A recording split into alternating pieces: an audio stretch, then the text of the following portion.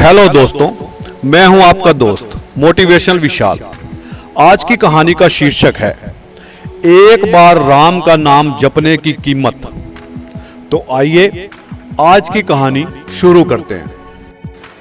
एक बार एक हठी युवक होता है जिसका भगवान में बिल्कुल विश्वास नहीं होता।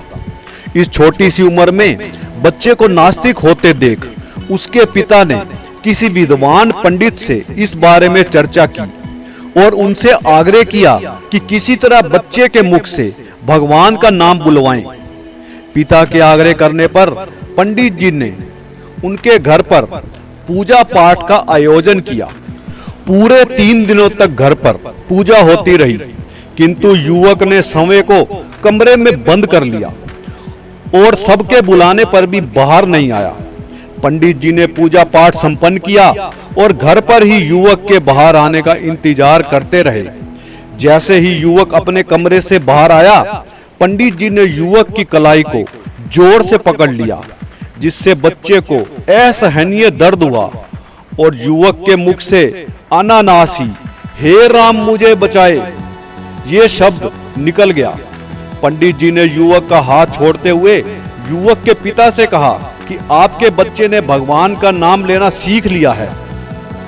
इसी बीच युवक ने कहा, आज तो मेरे मुख से यह नाम निकल गया है, आज के बाद ऐसा कभी नहीं होगा। इस पर पंडित जी ने कहा, हे पुत्र, अब तुम भविष्य में राम का नाम लो या ना लो, किंतु एक बात का ध्यान रखना, आज जो तुमने राम का नाम लिया है भूलकर भी इसकी कीमत मत लगाना। इस राम के नाम को बेचना मत। ऐसा कहकर पंडित जी वहां से चले गए।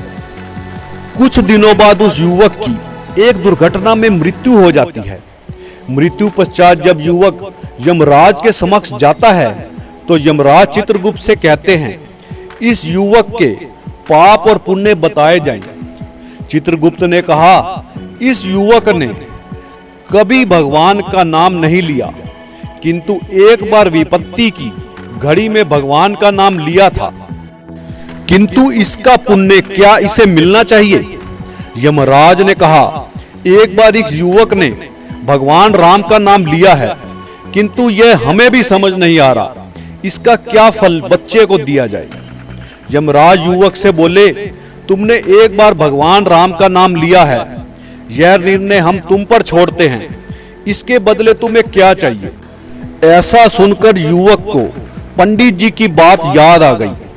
जब कभी भी तुम्हें इस राम के नाम की कीमत मिले, इसे बेचना मत। ऐसा सोचते हुए युवक ने यमराज से कहा, आप ही मुझे इसका फल प्रदान करें, मुझे समझ नहीं आ रहा। यमराज और चित्रगुप्त व्याकुल होकर अपने प्रश्न का उत्तर पाने के लिए युवक को साथ लेकर ब्रह्मा जी के पास पहुंचे। ब्रह्मा जी बोले, ये तो हमें भी समझ नहीं आ रहा, एक बार राम का नाम लेने पर युवक को क्या पुण्य मिलना चाहिए? अब ब्रह्मा जी, यमराज, चित्रगुप्त और वह युवक भगवान शिव के पास पहुंचे। भगवान शिव भी एक बार राम का नाम लेने पर क्या फल दिया जाए बता नहीं पाए।